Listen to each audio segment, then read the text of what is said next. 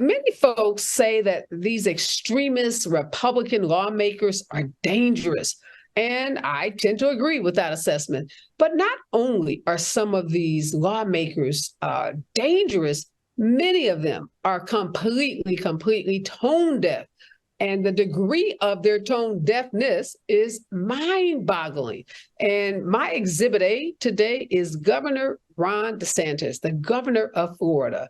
Now, DeSantis was heckled and booed as he was introduced to speak over the weekend at a vigil on Sunday for the victims of that senseless, racist shooting in Jacksonville, Florida, at that Dollar General store. I talked about it earlier. 3 Black folks gunned down, innocent Black folks gunned down by a white supremacists who traveled to that Dollar General for the purpose of hunting Black people.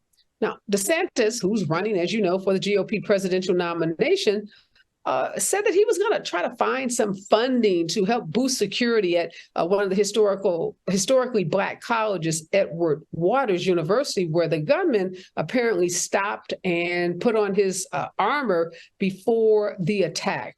But the tone deafness comes into play because here is DeSantis going to a vigil for the racist hate crime of 3 Black folks and being shocked and surprised that he was not welcome.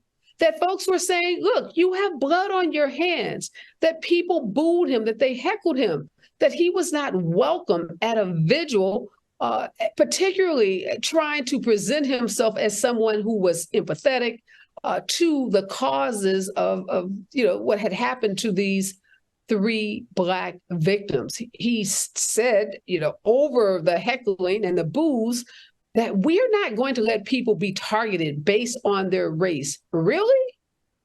And he said, we're going to stand up and we're going to do what we need to do to make sure that evil does not triumph in the state of Florida.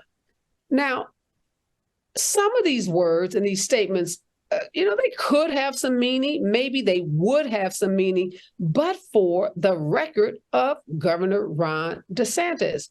This is the governor who has made the basis of his presidential campaign the anti-woke agenda that he has implemented in Georgia. This is the guy who, despite criticism from Black elected officials in Florida, from activists around the country, from civil rights leaders, insist upon teaching kids in the state of Florida that somehow slaves benefited from slavery. This is the governor that has banned books, that has banned the teaching of honest and accurate Black history, who for all practical purposes has implemented an anti-Black agenda in the state of Florida, so much so that the NAACP had to call on the nation of all Black folks really to not even travel to Florida, saying that Florida was not safe for Black people. And guess what? The NAACP was right, because these 3 African-American folks minding their business in a Dollar General store are targeted and shot just because they are Black. So I don't know why Governor DeSantis thinks that he can plant the seeds of anti-Blackness, that he can encourage white supremacists to attack African Americans, whether he says it explicitly or not, but he does it with these policies, and then expects to go into a community that is suffering, that is in pain, that is grieving, and expect to be welcomed with open arms. Back to my earlier point about being tone deaf, dangerous and tone deaf. You won't allow an advanced placement course on African-American studies to be taught in schools in Florida. You won't allow the word gay to be used in the state of Florida, but yet somehow you think that white supremacists are not going to pick up on what you're doing. They're not going to use violence because implicitly you're condoning the violence.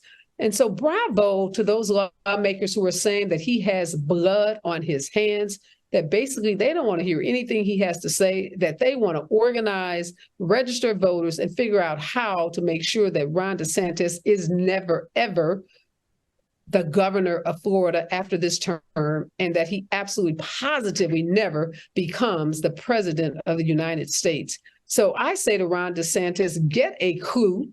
It's the same to Vivek Ramaswamy, who also, in the midst of this tragedy, makes references to quotas rather than acknowledging the systemic racism, the white supremacists that are hunting Black people, from those in Buffalo to now those in Jacksonville and others throughout this country. Get a clue, Tim Scott, get a clue, Nikki Haley, and basically to all of the Republicans running for president, get a clue, because Black folks got your number. We see where you're coming from. You're not going to gaslight us. You're not going to enact policies that harm our communities and then expect to come in with $1 million check to a HBCU and think you are going to be heralded as some kind of hero. You are not. You are clueless and you are dangerous.